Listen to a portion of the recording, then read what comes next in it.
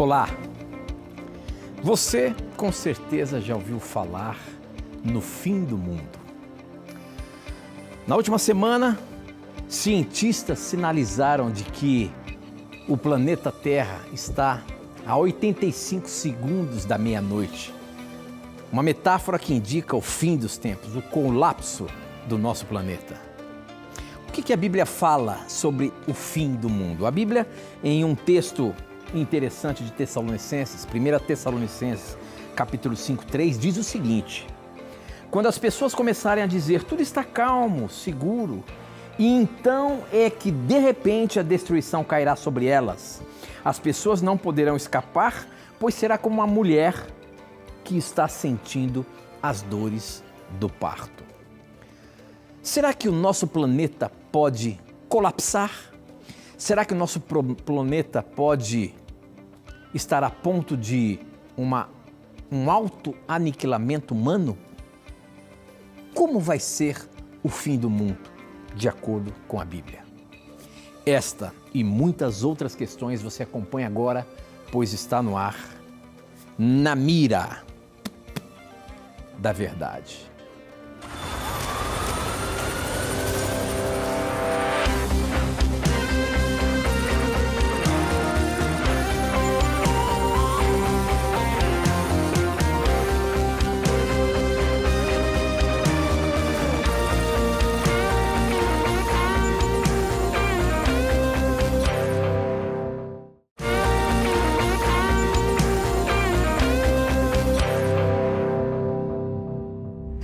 Olá, seja muito bem-vindo. Estamos começando mais uma temporada do programa Na Mira da Verdade. Aonde quer que você esteja, sinta-se abraçado pelo nosso programa. É muito bom estarmos em mais um ano aqui para juntos aprendermos mais da Palavra de Deus. As mais diversas perguntas, os mais diversos questionamentos que chegam aqui, tudo será esclarecido de acordo com o livro sagrado. Esse é o objetivo do programa e motivar você a querer estudar mais a palavra de Deus. Portanto, como eu sempre digo aqui no programa há anos, não tenha preconceitos, pergunte o que você quiser. Quais são as dúvidas que você tem deparado ao ler a palavra de Deus, ao ouvir alguma coisa na sua igreja, enfim, tudo que é relacionado à parte espiritual, à parte bíblica, seu crescimento no estudo da palavra de Deus, manda pra gente, vamos juntos aqui aprender com ele que está na mira. Mas quem é? Ele, professor Leandro Quadros. E aí, professor, tudo bem? Animado para mais um ano aí? Tudo bem, Tito, contente sim, para mais um ano e agradecido a Deus porque estamos aqui com o nosso telespectador para continuarmos o estudo da Bíblia. Talvez alguém esteja assistindo pela primeira vez. Este é um programa de respostas a dúvidas, ao vivo. E nós esperamos aqui sempre apresentar algum texto bíblico que satisfaça a sua necessidade de resposta. Então vamos esperar a sua pergunta com muito carinho e que Deus continue guiando a sua vida e nos guie no nosso estudo de hoje. Muito bem. Já estamos há 17 anos no ar, tirando as mais diversas dúvidas que chegam. E a gente aprende com isso. Com certeza, você que é telespectador, você que acompanha a gente, olha, a gente sabe que tem gente que nos acompanha desde 2009, quando o programa entrou no ar. Hoje mesmo eu já pesquei uma pergunta aqui de alguém que disse que acompanha a gente desde 2009. Muito obrigado pelo carinho da sua audiência. E a você que está chegando agora aqui na TV Novo Tempo, talvez você pega o nosso sinal em uma das mais de 460 cidades onde nós temos a TV aberta aí, ou quem sabe através de uma parabólica, ou pelos canais por assinatura, Sky, Oi, Claro, NET, enfim, todos os canais a Novo Tempo está presente e é muito bom poder ter a chance de falar para você, tá bom? Por favor, mande as suas perguntas. Na verdade, quem faz o programa acontecer é você, telespectador. São as suas dúvidas e os seus questionamentos que vocês mandam para a gente. Eu já vou dizer como que você faz para mandar a sua pergunta, seja através do WhatsApp, seja através do Instagram, enfim. Eu falo daqui a pouquinho. Mas você que já conhece, já vai mandando suas perguntas que a gente já vai pescando aqui, tá bom? Nós abrimos o programa de hoje falando sobre um assunto que está em pauta aí nas redes sociais, na internet, que aconteceu um anúncio, né? Foi anunciado aí que o relógio do fim dos tempos está marcando 85 segundos para chegar à meia-noite, ou seja, o fim do nosso planeta. Cientistas estão analisando devido aos últimos acontecimentos e estão dizendo que a qualquer momento pode chegar ao fim do nosso planeta. Mas o que a Bíblia fala sobre isso? O que a palavra de Deus fala sobre o fim dos tempos? Essa pergunta nós vamos colocar agora na mira da verdade.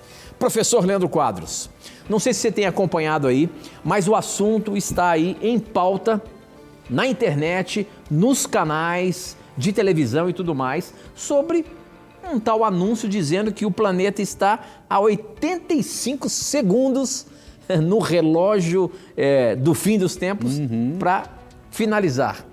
O que é isso, professor? E o que a Bíblia nos orienta? Nós precisamos ter medo de que um planeta vai acabar a qualquer momento? Como é que é isso? Eu achei, Tito, bem interessante essa notícia que tu me mostrou, né, de que o relógio do juízo final, né, mencionado aqui na notícia, é uma metáfora de quão próxima está a humanidade da autoaniquilação. Então, os cientistas, né, pelos acontecimentos nucleares, pelas probabilidades, né, de algum acontecimento nuclear, guerras, pela calamidade que se encontra a humanidade, inclusive problemas ecológicos, né, eles calculam que a humanidade está se autodestruindo, se autoaniquilando. E, em parte, isso é importante, porque nos mostra realmente o poder autodestrutivo que a humanidade tem se a humanidade não estiver com Deus. Agora, graças ao Senhor, por termos uma cosmovisão bíblica, nós conseguimos interpretar este fato, esses dados, de uma forma mais ampla. Por quê? Por causa do âmbito espiritual. E a Bíblia nos mostra, aqui em Isaías 24, verso 5, algo de muito interessante. Isso aqui já foi escrito há cerca de 700 anos antes de Cristo. E aqui o texto fala da disposição humana em transgredir as leis de Deus e, por isso, a humanidade se encontra em declínio.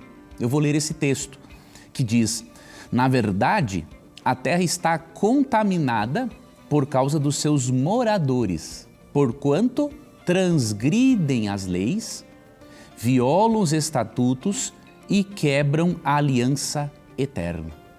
Então aqui está um dos grandes problemas da humanidade. E o verso 6 complementa: por isso a maldição consome a terra e os que habitam nela se tornam culpados. Então Deus aqui tem uma mensagem direta para os israelitas na época, mas ele já amplia dizendo o seguinte, que a terra está contaminada por causa dos moradores. Como eles transgridem as leis de Deus, sejam leis morais, leis naturais, é óbvio que a consequência chega, a conta chega. Então, o que cientistas estão prevendo, com base em dados, é uma realidade que a Bíblia já aponta há muitos séculos. Ou seja, a humanidade, por se afastar de Deus e de suas leis, está trazendo destruição para si. O Criador elaborou leis de vários tipos, leis morais, leis de ordem, leis matemáticas, da física, da química, da biologia. Deus fez várias leis. Quando as leis são transgredidas, isso traz resultados. E não tem como ser resultados positivos. Agora a pergunta é: a humanidade vai se autodestruir? A resposta é poderia. Poderia sim a humanidade se autodestruir, porque a humanidade, longe de Deus, não tem limites para fazer aquilo que é ruim contra si mesma.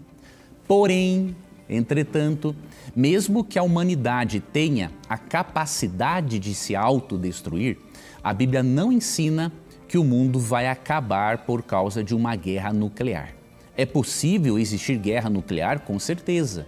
Em algum momento, um doido poderia aí, que tem bomba atômica, apertar um botão e trazer muita catástrofe para o planeta. Agora, destruir todo o planeta, Deus não vai permitir que isso aconteça, porque Deus tem pessoas para salvar aqui.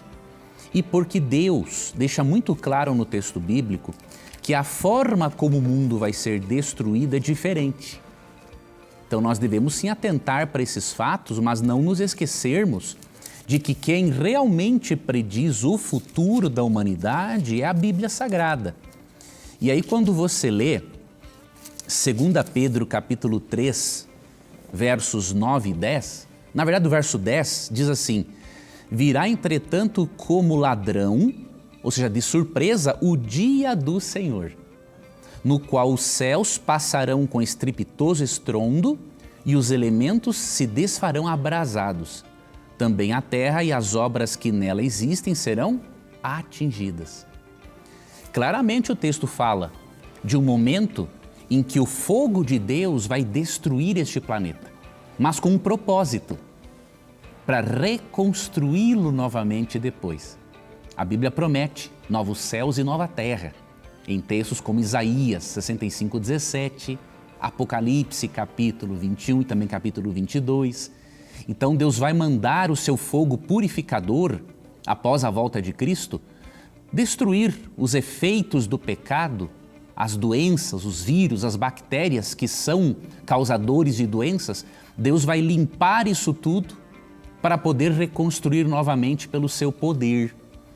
Só que essa destruição, que tem um propósito de uma reconstrução nova, ela ocorre no dia do Senhor, não é no dia da guerra nuclear, não, é no dia do Senhor. Então o cristão analisa esses dados científicos e pensa, poxa vida, realmente a humanidade está se autodestruindo. Porém, o cristão não vai atentar para notícias sensacionalistas. Ele vai entender, bom, a humanidade está se autodestruindo, porém, Deus vai intervir em um momento da história para que ele reconstrua esse planeta após ali a volta de Jesus Cristo. E eu finalizo indicando para o nosso telespectador, faça um estudo de Daniel capítulo 2. Esse capítulo é muito precioso. Ali mostra a história do mundo por antecipação. Deus previu, Deus não adivinha, Ele sabe que depois de Babilônia viria a Medo-Pérsia, depois da Medo-Pérsia, Grécia, Roma e os países da Europa. Tudo aconteceu direitinho. Daniel foi escrito no século VI a.C., previu o surgimento de grandes impérios mundiais, mostrando que Deus não adivinha, Ele sabe. E esses impérios foram representados, amigo telespectador, por uma estátua que Nabucodonosor viu em sonho. E aí Deus deu a Daniel a interpretação deste sonho. Os diferentes metais da estátua equivalem a diferentes impérios mundiais. Chega um momento no sonho de Nabucodonosor que uma pedra atinge a estátua nos pés e a estátua é destruída. E esta pedra cresce em tamanho e domina toda a terra. Quando você lê Daniel 2, 44 e 45, essa pedra representa o reino de Cristo, a segunda vinda de Cristo. E aí eu lhe pergunto, se Deus acertou que depois de Babilônia viria o Império Medo-Persa, depois a Grécia, depois Roma e os países da Europa, será que Ele também não vai acertar em dizer que este mundo será dominado, transformado pelo reino de Cristo e não por uma bomba nuclear? Então vá às Escrituras, porque aí você analisa esses fatos sem sensacionalismo e de um ponto de vista espiritual. Muito bem, professor, muito bem. Estamos apenas abrindo o nosso programa e esse é um assunto muito interessante sobre o fim dos tempos. Se você quer estudar mais sobre isso, nós temos uma plataforma de cursos online onde você pode tirar essas dúvidas. O professor acabou de dizer aqui sobre essa questão de você fazer um estudo sobre Daniel. E nós temos um guia de estudo sobre Daniel e também as videoaulas. Eu queria mostrar para você, nós temos a nossa plataforma aqui, ó, vai aparecer o endereço para você, novotempocursos.com. Você pode acessar e ter a infinidade de cursos que a Novo Tempo e a Escola Bíblica preparam para que você possa conhecer cada vez mais a Palavra de Deus.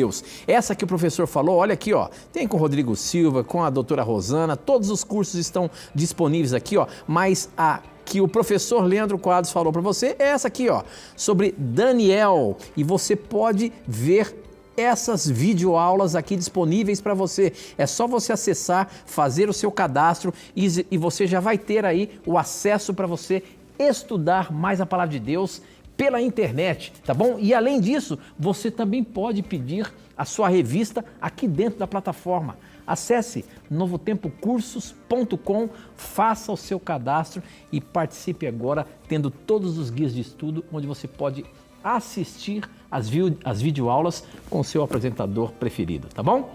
É isso aí, e você pode também pedir os guias de estudos aqui da Escola Bíblica, tá bom? Aqui através da plataforma. Muito bem, professor Leandro Quadros, nós temos algumas perguntas que já começaram a chegar aqui. Para você participar do programa, você pode mandar a sua pergunta através do nosso WhatsApp. O número é 12 98151 0101. Anota aí, 12 98151 0101. Esse é o nosso WhatsApp. Manda aí, eu recebo aqui na hora. 12 98151 0101. Muito fácil. Já coloca aí, na sua agenda do WhatsApp para que você não perca esse número, tá bom? Ou através do nosso Instagram, @NaMiraDaVerdade é o nosso Instagram. Procura lá, se inscreva em nosso canal e mande as suas perguntas. Eu coloco um videozinho antes de começar o programa para que você possa participar. Além disso, nós também temos no nosso Facebook, tá bom? NaMiraDaVerdade.nt é o nosso Facebook. Estamos transmitindo também pelo Facebook em uma live. Você pode compartilhar com os seus amigos para que eles possam assistir também o programa Na Mira da Verdade. A próxima pergunta que chegou aqui, quem mandou foi a Bibi Silva, e ela diz o seguinte: boa noite, professor Leandro, gosto muito do programa. Eu gostaria de saber para quem devemos pedir em oração. Em nome de Deus ou em nome de Jesus? Para Deus ou para Jesus? Eu ficarei muito feliz se a minha pergunta for pescada. A sua pergunta foi pescada, Bibi. Que Deus te abençoe. Ela é lá de Mauá, São Paulo. Professor, nós devemos orar em nome de Deus ou em nome de Jesus? Temos aí 2, 3 minutinhos. Você consegue responder, professor? Consigo sim. Vou ler aqui um texto para a nossa telespectadora. João capítulo 14, versos 13 e 14. E tudo quanto pedirdes em meu nome, isso farei, a fim de que o Pai seja glorificado no Filho. Se me pedirdes alguma coisa em meu nome, eu farei. Olha que interessante. No verso 13, Jesus ensina a pedir ao Pai em nome dele, em nome de Jesus. No verso 14, ele já diz que tu pode pedir também para ele. Então existe um padrão, né? Jesus em João 17, na oração sacerdotal, ele ora ao Pai. Em Mateus capítulo 6, ele nos ensina a orarmos ao Pai. Mas em certos momentos, como em João 14, 14, podemos orar a Jesus também. E ampliando um pouquinho mais, você pode também falar com o Espírito Santo. Eu tenho orações que eu converso com o Pai, tem orações que eu me dirijo a Jesus e tem orações que eu me dirijo ao Espírito Santo. Então, deixe que o Espírito Santo coloque no seu coração o desejo de falar com a respectiva pessoa da Trindade. Não se preocupe em estar cometendo um erro, nada disso. As 3 pessoas da Trindade têm funções, sim, distintas no plano de salvação, na criação do universo, porém, tudo que você fala a Deus o Pai, o Espírito Santo sabe, Jesus sabe e vice-versa. Então não há existe uma divisão funcional, mas não de poder. A mesma essência, o mesmo poder fazem parte das 3 pessoas da Trindade. Então você pode sim orar ao Pai em nome de Jesus, mas em alguns momentos você pode orar diretamente a Jesus, pode também falar com o Espírito Santo sem nenhum problema. Olha só que interessante, professor. Uma pergunta que chegou aqui pelo Facebook. Quem mandou foi a Sônia Barros. Ela perguntou sobre isso. Boa noite, Tito, professor Leandro. Estou com uma dúvida cruel. João 5, 26 significa que, assim como Deus Pai possui a vida em si mesmo, Ele concedeu ao Filho Jesus Cristo. Então quer dizer que Jesus não é Deus? Ele não tem poder? Ele depende do Pai para tudo? Eu estou confusa e não gosto de me sentir confusa em relação a Jesus. Consegue me ajudar, por favor? Professor Leandro Quadros, uma excelente pergunta, exatamente sobre isso que você falou. Nós vamos para um breve intervalo, não sai daí não. A gente já tem a resposta para você já já.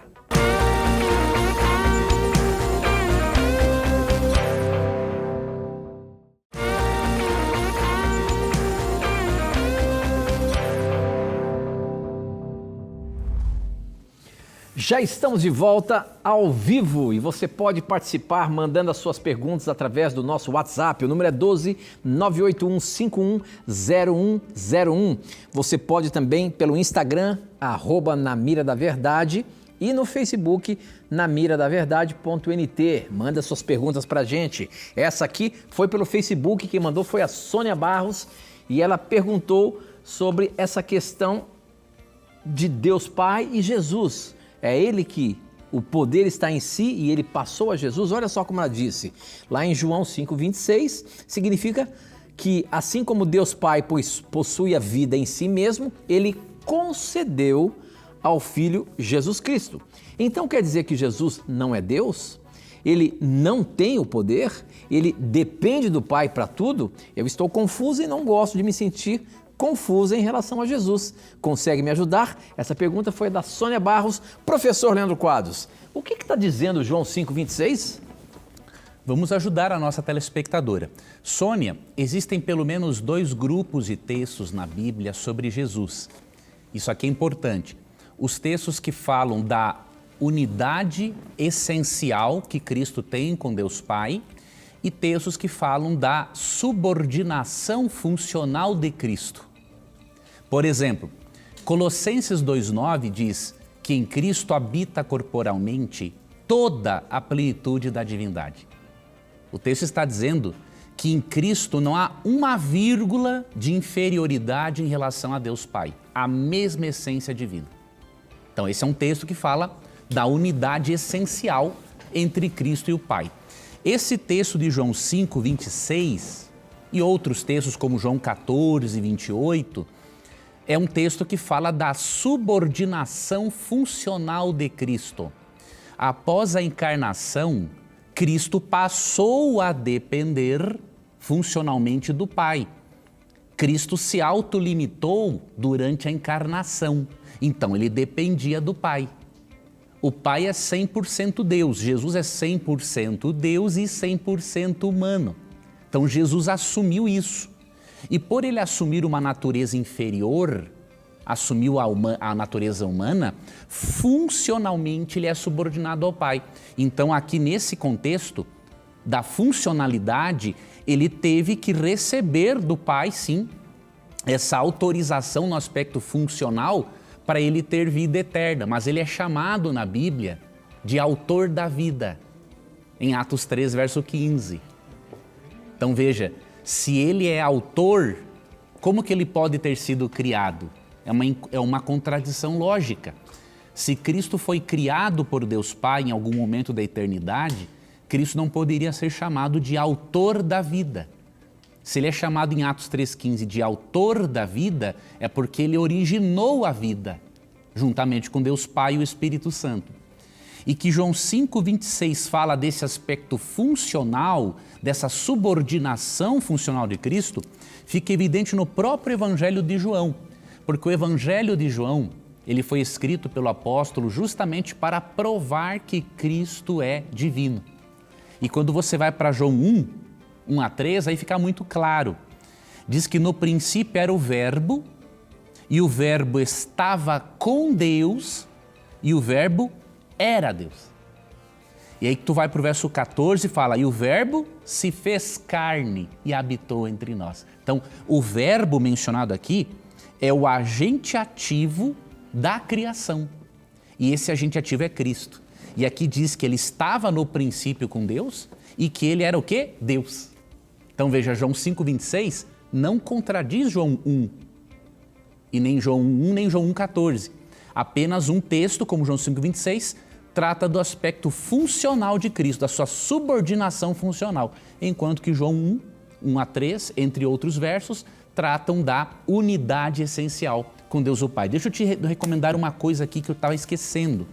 Seria muito bom você pedir a revista Na Mira da Verdade. Por quê? Aqui tem uma lição, que é a lição de número 2, que eu vou mostrar para você brevemente. Textos difíceis sobre Jesus. Então, existem textos que aparentemente falam de uma inferioridade de Cristo E aqui nós demonstramos que, na verdade, são textos que falam da subordinação funcional. Você vai entender aqui nessa revista, entre outros textos, por exemplo, Colossenses 1,15, que chama Jesus de primogênito da criação. Apocalipse 3,14, que chama Jesus de o princípio da criação de Deus. E outros textos bíblicos aqui. Então seria muito bom você pedir essa revista. E o que você vai fazer? Você vai mandar uma mensagem para nós pelo WhatsApp. Mais 5512, código do Brasil, não é? 9244-4449. Mais 5512 98244-4449. Peça a revista, é um presente da Novo Tempo para você e você vai poder, obviamente, fazer um estudo sobre a divindade de Cristo e comprovar definitivamente que Cristo é plenamente Deus, mesmo que funcionalmente seja subordinado ao Pai após a encarnação. Muito bem, está aqui nas minhas mãos a revista, hein? Peça agora mesmo pelo número aí do nosso WhatsApp, 98244-4449. Fala, eu quero a revista Na Mira da Verdade. E nós vamos entrar em contato e fazer o seu cadastro. E se você quiser as videoaulas que o professor Leandro Quadros apresentou nesse guia de estudo, acesse a plataforma de cursos, novotempocursos.com, faça lá o seu cadastro e acompanhe toda a programação ou todos os estudos ali do Na Mira da Verdade, professor Leandro Quadros ensinando a você diretamente aqui no seu smartphone ou então no seu computador. Professor, agora pelo nosso WhatsApp, muitas e muitas perguntas chegando aqui no programa, obrigado pela sua participação. Essa aqui quem mandou, deixa eu ver se tem um nome, o Fernando Eres, ele diz, boa noite Tito, Leandro, não perco um programa, quando eu não vejo, só assisto as reprises. Me chamo Fernando e a minha dúvida é, quando nascemos, já temos um anjo da guarda até no momento que nos guarda até o dia da nossa hora neste mundo? Quando nascemos, professor, a gente tem um anjo da guarda, isso é verdade? Existe essa questão? A Bíblia já fala alguma coisa sobre anjo da guarda? E a pergunta do seu Fernando aqui é se esse anjo da guarda fica com a gente até o nosso fim, né? Ou seja, até quando nós dormimos no Senhor, até Jesus voltar e nos ressuscitar, esse anjo da guarda é responsável por nós? Nós temos textos bíblicos, amigo Fernando, que realmente indicam, né, o ministério e a presença dos anjos na vida humana. O texto bíblico não trata a partir de quando, né, o anjo da guarda está conosco, se é a partir do ventre materno, do nascimento. O texto bíblico não entra nesse detalhe. Agora, obviamente, nós precisamos sim da proteção de Deus desde sempre, até mesmo no ventre materno, para que o diabo não destrua. O diabo tem um poder de tirar a vida de alguém. Então, se a pessoa permanece viva, é evidente que teve algo espiritual cuidando e protegendo essa pessoa. Mas eu vou ler para você dois textos brevemente. O primeiro é o Salmo 34:7, que diz, o anjo do Senhor acampa-se ao redor dos que o temem e os livra. Essa palavra acampa-se é uma palavra que descreve o armar uma tenda. Então seria a mesma coisa que ele fazer uma morada para estar conosco. Então nós contamos sim com a proteção constante dos anjos. Um outro texto que eu vou ler para você aqui está em Mateus capítulo 18, verso 6, que diz assim,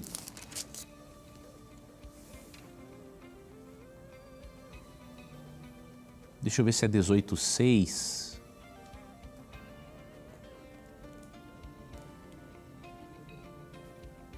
Não, é um outro que eu vou ler aqui, não é Mateus 18:6, quer ver? Ó, Hebreus 1:14, tá? Hebreus 1:14 diz assim, não são, falando dos anjos, não são todos eles espíritos ministradores enviados para serviço a favor dos que hão de herdar a salvação? Então, os anjos são espíritos ministradores enviados a serviço, para serviço a favor dos que hão de herdar a salvação. Então, existem sim anjos nos influenciando, nos protegendo e o anjo do Senhor acampa-se, literalmente ao nosso redor, nos guarda. Quando algo acontece sobre a permissão de Deus, existe um plano soberano de Deus por trás, mas muitas vezes Deus permite, não que fosse da vontade dele, mas Ele permite porque muitas vezes nos colocamos em situações que assim o escolhemos, tá? Mas se nós mantemos uma relação próxima com Deus e íntima, nós podemos com toda certeza contarmos sempre com o ministério dos anjos ao nosso favor. Muito bem. Bom, olha só, tem mais uma pergunta do nosso WhatsApp aqui. Eu sempre falo para você, não tenha preconceito, pergunte o que você quiser. Essa pergunta aqui diz o seguinte, olha, deixa eu ver se tem um nome. Caetano, a pergunta do Caetano é a seguinte: irmão, eu estou com uma grande dúvida, eu sou da Assembleia e tenho essa dúvida sobre, às vezes, né, às vezes essa dúvida, será que uma mulher que usa calça entra no reino dos céus? Eu me chamo... não, então ela está falando aqui em nome, deve ser do número do Caetano, mas é Idenise, e ela fala lá de Goiânia. Professor Leandro Carlos, a Bíblia fala alguma coisa sobre essa questão da vestimenta? Essa vestimenta tem algum problema, tem algum problema espiritual? Como é que é isso? Como que a gente pode ajudar aqui a nossa irmã que tem essa dúvida com relação ao uso de determinada roupa? Minha irmã, primeiramente, a nossa salvação não é determinada por nenhum tipo de roupa e por nenhum tipo de obra, né? Efésios 2, 8 e 9 diz: pela graça sois salvos, mediante a fé, isso não vem de vós, é dom de Deus, não por obras, não de obras para que ninguém se glorie. Ninguém estará no céu porque foi o bam, porque fez isso ou aquilo, zero, tá?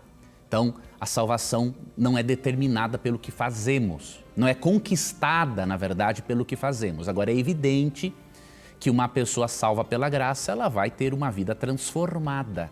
As obras vão ser uma evidência da transformação do Espírito Santo em nós, mas não o meio da salvação.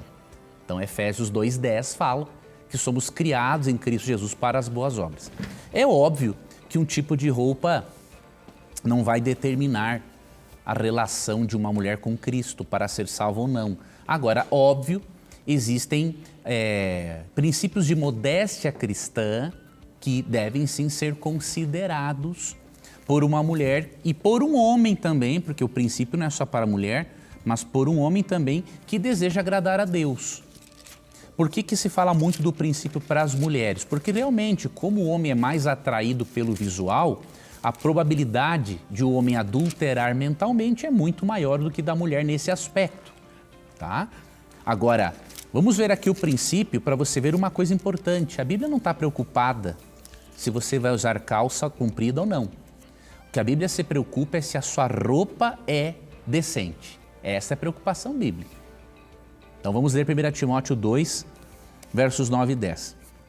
Da mesma forma, da mesma sorte, que as mulheres em traje decente se ataviem com modéstia e bom senso. Não com cabeleira frisada e com ouro ou pérolas ou vestuário dispendioso, ou roupas caríssimas, né? Porém, com boas obras, como é próprio as mulheres que professam ser piedosas. Então, qual é a preocupação bíblica?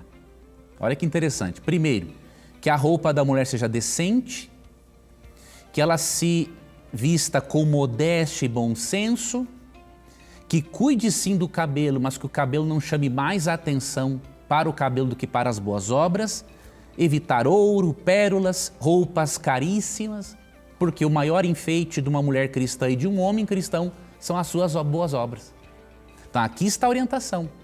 E se nós analisarmos, existem calças compridas, decentes e calças indecentes. Existem saias decentes e saias indecentes. Então, o problema não é se é calça ou se é saia. O problema é, a roupa é decente? Ela é pura? Ela é limpa? Porque o asseio também é muito importante para um cristão. Então, tira da sua mente essa ideia de que calça pode tirar alguém do reino dos céus. Não é isso. Agora, obviamente que uma calça indecente a mulher está sim contribuindo para a indecência e para a impureza. Então ela tem que tirar isso da sua vida dela, porque isso pode ser um indicativo de que ela está realmente se afastando de Deus. Agora, se a calça é modesta, é decente, está ali no seu devido contexto, tranquilamente. Tá? Então pensa nesse princípio, modéstia, pureza, decência. A questão de calça ou saia é uma discussão realmente que não faz sentido. Agora, professor, a gente também não pode deixar de falar que também tem a cultura da religião, né? De repente, a cultura da sua denominação, ela sugere que você use no ambiente da igreja uma roupa mais adequada, mais social, um vestido, uma saia, né? É um costume da igreja. Agora, isso em relação à Bíblia, né, professor? Não é algo assim que vai tirar a sua salvação. Não. Muito bem. Eu estou vendo aqui, ó, as perguntas não param de chegar aqui pra gente. Eu fico aqui procurando as perguntas. Olha, essa aqui também é do nosso WhatsApp e eu tenho que colocar. Quem mandou foi a Renata, ela diz o seguinte: boa noite, estou fazendo estudo bíblico na Igreja Adventista, mas tenho uma dúvida. Se somos salvos apenas pela fé, porque nos tempos do fim, quem não guardar o sábado não vai ser salvo, é isso mesmo? Nós somos salvos pela fé ou pelas obras? Professor Leandro Quadros, no fim dos tempos nós vamos ter que guardar o sábado, isso vai ser ponto de salvação? Como é que a gente consegue explicar isso? Eu tenho alguns minutinhos aí, se não der tempo a gente responde depois do intervalo. Tem um minutinho. Você quer... Vamos começar. Então vamos lá. Veja, primeiramente, meu irmão, a questão do sábado no fim dos tempos, esse é um assunto amplo, não daria para tratarmos aqui agora, mas veja, o sábado não é um meio de salvação, nunca foi e nunca será. No fim dos tempos, de acordo com Apocalipse 14:12, é dito que os cristãos, os santos dos últimos dias, guardam os mandamentos de Deus e têm a fé em Jesus. Ou seja, a obediência é o resultado da fé, não é o meio de salvação.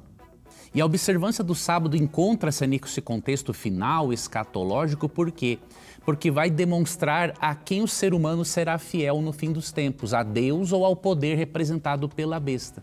Mas guardar o sábado por guardar simplesmente não quer dizer nada.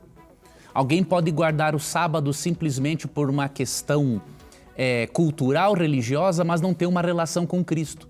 Enquanto pessoas que ainda não guardam o sábado têm uma relação muito melhor com Cristo. Então nós temos que ter um certo cuidado para avaliarmos isso. O sábado é muito importante, sim. Nós ensinamos aqui a importância do quarto mandamento. Mas no fim dos tempos, quem guardar o sábado, ele vai estar demonstrando externamente uma santificação interna. Se ele não foi santificado internamente, mas guarda o sábado, não vai adiantar nada. Ele não vai ser fiel ao Deus Criador e à adoração ao verdadeiro Deus simplesmente pelo fator externo. Tem que começar aqui dentro do coração.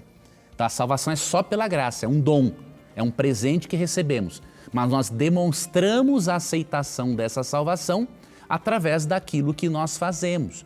Por isso que Tiago fala em Tiago 2:26, que mesmo que a salvação seja só pela graça, ele fala que a fé sem obras é morta. Não adianta eu dizer eu tenho fé em Deus, mas eu não vivo de acordo com essa fé.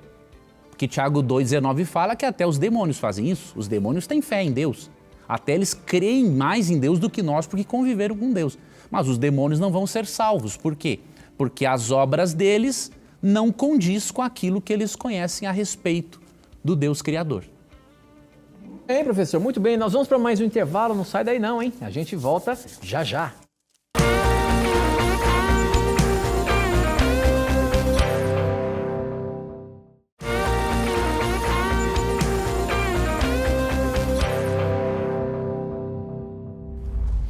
Já estamos de volta e eu tenho mais uma novidade para vocês. Você sabe que a Novo Tempo, de momento em momento, faz uma revista Esperança com um tema especial. Esse aqui é o tema desse mês, Lar Doce Lar. E olha só o questionamento que nós nos deparamos com relação a esse assunto.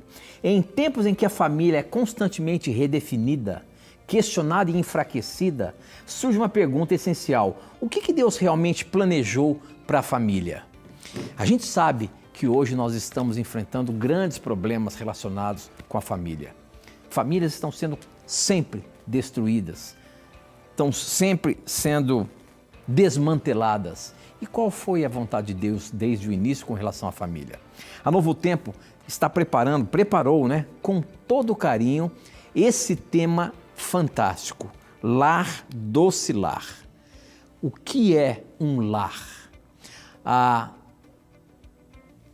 psicóloga, a terapeuta de casais e pedagoga, professora Sheila Lima, preparou com muito carinho esse assunto. A Sheilinha, ela já é conhecida na Rádio Novo Tempo, no programa, falando sobre família, falando sobre o lar, e ela preparou com todo carinho esse guia de estudo, e a Novo Tempo traz para você gratuitamente. Se você quer aprender mais sobre esse assunto, sobre a família, você pode ligar para a gente agora e solicitar a sua revista. Ela vai chegar gratuitamente aí na sua casa, você não vai pagar nada, nem sequer o envio para você. É só você ligar para a gente, 0 operadora 12 2127 3121 e fala, olha, eu quero a revista Lar Doce Lar. E ela vai chegar direitinho. É um guia de estudo. Tudo isso é baseado na palavra de Deus. Os assuntos que estão sendo explanados aqui nesse guia de estudo vai te direcionar para o desejo de Deus com relação ao seu lar. Então peça agora mesmo. Talvez você está se deparando aí, ou chegando em um momento em que a sua família está meio difícil, está com alguns probleminhas. Será que a Bíblia tem solução para isso? Peça agora mesmo. Lar Doce Lar é um presente para você. Ligue para a gente agora, 0 operadora 12 2127 3121. E eu digo, como sempre tenho falado aqui no programa, esse guia de estudo também está disponível na nossa plataforma de cursos. novotempocursos.com, você pode acessar lá e ver as videoaulas desse assunto e pedir também a sua revista por lá, tá bom? Peça agora mesmo, você vai se encantar com esse assunto e aprender mais da palavra de Deus com relação ao seu lar, com relação à sua família. Mais perguntas chegando aqui, professor Leandro Quadros, o nosso Instagram também. Cadê o professor aqui? Aí, professor, o nosso Instagram também está bombando aqui com as perguntas. Hoje, perguntas muito boas. Participe sempre assim, mandando seus questionamentos. Vamos ver como é que o professor se sai. Aquelas perguntinhas capciosas para ver se ele consegue responder direitinho na Bíblia. Mas olha só essa que chegou aqui para a gente. Quem mandou foi a Lenise Toledo. Ela diz o seguinte: boa noite, professor. Boa noite, Tito. A paz e bem para vocês. Amo o programa e assisto sempre. Mesmo não sendo adventista, confio demais na programação da TV Novo Tempo através das programações de vocês. E venho adquirindo muito conhecimento bíblico. E isso é maravilhoso. Eu gostaria que me esclarecessem algo que me intriga muito. A pergunta dela é a seguinte: se a morte é o preço do pecado, ou o salário do pecado é a morte, né? Se a morte é o preço do pecado, eu penso que quando morremos, já pagamos esse preço, ou não? Pesca aí e me explique isso direitinho. Obrigado, Lenise, por você participar e acompanhar a programação da TV Novo Tempo e o programa Na Mira da Verdade. Professor Leandro Quadros, o salário do pecado é a morte. Com a morte, já está pago o nosso pecado? É isso que a Bíblia fala? Muito boa pergunta. Obrigado, telespectadora, pela sua confiança Lenise. no trabalho. Lenise, obrigado, viu, Lenise, por sua confiança. Lenise, Romanos 6,23 diz realmente que o salário do pecado é a morte. Porém, a morte é o salário, o resultado do pecado, mas ela não é o resultado necessário de tudo aquilo que fizemos em vida. Vou te explicar melhor. Por exemplo, um indivíduo perverso, como Adolf Hitler, a morte, simplesmente deixar de existir, é muito pouco para o que ele fez. Ele matou mais de 6 milhões de pessoas. Então, o que a Bíblia ensina? Que vai haver duas ressurreições gerais, a dos justos para a vida eterna e a dos ímpios para o castigo. Por quê? Porque a morte é o salário do pecado, mas não é um pagamento por tudo que a pessoa fez na vida dela. Então, ela não é suficiente. Então, deixa eu mostrar para você primeiro as duas ressurreições gerais e eu vou lhe explicar melhor. João 5, 28 e 29. 5, 28. Não vos maravilheis disto, porque vem a hora em que todos os que se acham nos túmulos ouvirão a sua voz e sairão, os que tiverem feito bem para a ressurreição da vida, e os que tiverem praticado o mal para a ressurreição do juízo. Então você percebe, tem que haver uma ressurreição geral de ímpios para eles pagarem pelo mal que fizeram em vida. Então a morte em si ela não é suficiente. A Bíblia fala da segunda morte. E a segunda morte envolve-se uma morte para a qual não haverá mais ressurreição. Mas antes dessa segunda morte, Jesus fala que pessoas serão castigadas proporcionalmente àquilo que elas fizeram de ruim. E aí, entre os textos que eu poderia ler para você, tem esse de Lucas 12, 47 e 48. Ó. Aquele servo, porém, que conheceu a vontade de seu senhor e não se aprontou, nem fez segundo a sua vontade, será punido com muitos açoites. Aquele, porém, que não soube a vontade do seu senhor e fez coisas dignas de reprovação, levará poucos açoites. Mas aquele a quem muito foi dado, muito lhe será exigido, e aquele a quem muito se confia, muito mais lhe pedirão.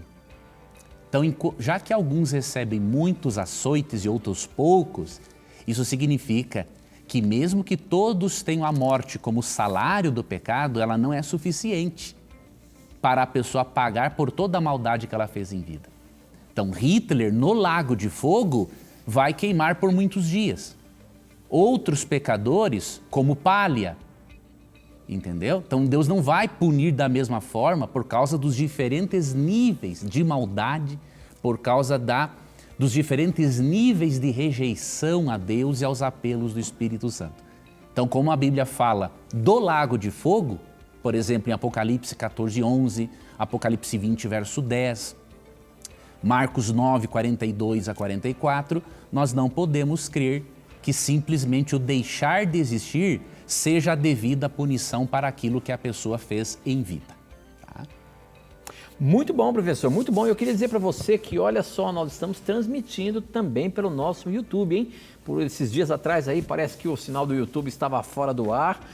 Tá lá no ar, você pode compartilhar com seus amigos o nosso canal da TV Novo Tempo ao vivo ali no YouTube, tá bom? Compartilhe lá e olha que tem perguntas chegando pelo YouTube aqui. Mas antes eu quero colocar uma pergunta que chegou no Facebook que eu acho importante nós colocarmos aqui para professor que é especialista nesse assunto nos orientar alguma coisa. Olha só, quem mandou foi a Valquíria Bowen. Ela diz o seguinte, pastor, quem está passando por depressão é porque ela está sem Deus e em pecado?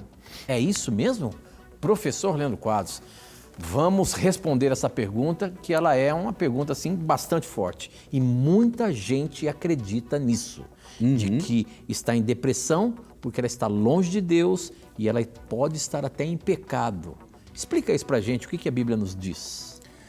Veja, é muito importante, telespectador, que você não acredite nessa loucura, tá? Porque é uma loucura. Tem muitas pessoas que estão totalmente longe de Deus e não têm depressão. E tem muitas pessoas que estão próximas a Deus e que podem desenvolver depressão.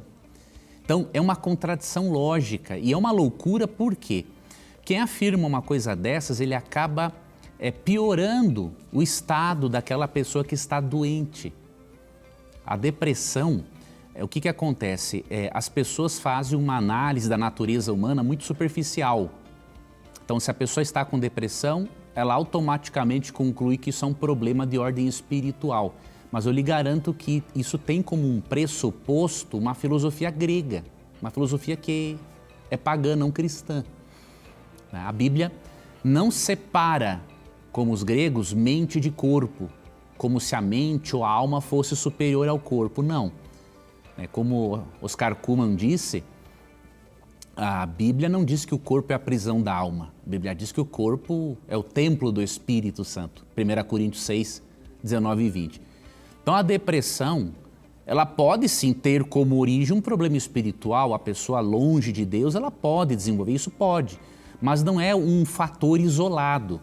né? Você pode estar bem espiritualmente lendo a Bíblia, mas você pode ter problemas de ordem emocional por conflitos familiares, por predisposição, inclusive genética, a ter mais depressão do que outras pessoas. Então tem uma série de fatores que devem ser considerados. Às vezes você pode até mesmo usar uma medicação e o efeito colateral deprimir o seu sistema nervoso central. Eu já passei por isso. Então veja, quando a pessoa limita a depressão a um aspecto da vida, é uma demonstração é uma grande ignorância em relação ao assunto. Então o que você tem que fazer? Além de recorrer ao texto bíblico, recorrer a dados científicos realmente confiáveis, né, para entender o que era a doença. Tá? Agora, só vou deixar aqui um texto para você. Se você estiver, amigo telespectador, alguém pode estar passando por este momento, que é terrível, né? A pessoa passa pelo vale da sombra da morte, mas eu quero deixar para você um texto bíblico para mostrar para você que você não vai ficar assim para sempre. Basta você buscar ajuda em Deus, psicoterapia e um tratamento medicamentoso também. Então você tem que unir todas as frentes, todas as forças para atuar contra a depressão, especialmente se a sua depressão já não estiver sendo uma leve ou simplesmente moderada, tá? Salmo 34, 18 e 19. Perto está o Senhor dos que têm o coração quebrantado e salvos de espírito oprimido. Esse texto é importante. Se você sente, porque quando a pessoa está com depressão, ela não sente Deus perto dela. Não é porque Deus não está, é porque o desequilíbrio neuroquímico atrapalha de sentir a presença de Deus. Então eu te falo isso por experiência. Só que Deus não depende dos teus sentimentos para estar com você. Isso aqui é uma bênção. Mesmo que você esteja com o coração quebrantado, diz o texto, ó, perto está o Senhor. Então você pode não sentir a presença dele por causa desse desequilíbrio neuroquímico. Mas Deus não depende do teu equilíbrio neuroquímico para ele estar perto de você. Ele está perto de você do mesmo jeito. E aí o verso 19, muitas são as aflições do justo, mas o Senhor de todas o livra. Então Deus vai tirar você desta fase. Agora faça algo. Se você não consegue fazer sozinho, não tenha vergonha disso. Peça ajuda.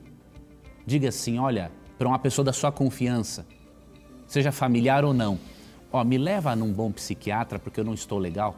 Peça ajuda. Me leva num bom psicólogo, um bom psicoterapeuta porque eu não estou legal. Eu não estou com vontade de ir, eu não quero ir, mas me leva do mesmo jeito. E fala assim, Senhor, atua nesse psiquiatra, nesse psicólogo para me ajudar. E me ajuda, Senhor Deus, a eu corrigir aqueles padrões de pensamentos e de comportamentos, hábitos que estão me fazendo ficar deprimido. Me ajude, Senhor. Mesmo que você não sinta a presença dele, faça essa oração, ele vai ouvir você, tá bom? Professor, obrigado aí pelas perguntas. Infelizmente o nosso tempo não dá mais para colocar perguntas. Eu disse que ia colocar uma pergunta do nosso YouTube. Eu vou colocar essa pergunta aqui agora, mas nós vamos responder ela no programa da semana que vem, tá bom? A pergunta quem mandou foi o Lucas, ele diz o seguinte: o selo de Deus servirá para identificar o povo de Deus para que não receba as pragas, como por exemplo aconteceu com o sangue passado nas portas dos hebreus? Será que o selo de Deus é uma marca que Deus identificará aqueles que não receberão as pragas? Então essa você vai acompanhar a semana que vem. Acompanhe, fique ligado aí e venha assistir com a gente, porque tem muitas perguntas para esclarecer aqui através da Bíblia. Professor, nosso tempo acabou, a gente se encontra semana que vem, se Deus quiser, em mais um programa ao vivo, aqui respondendo todas as questões que chegam na mira da verdade. Vai ser um prazer, Tito. Pela bênção de Deus estaremos juntos. Que Deus guarde a você, amigo telespectador, e que você volte mais vezes a assistir conosco. E lembre-se que sempre que você tiver a coragem de perguntar, a Bíblia vai ter a coragem de lhe responder. Aqui você já sabe, os seus questionamentos, as suas perguntas sempre estarão na mira da verdade. Até o nosso próximo encontro. Tchau.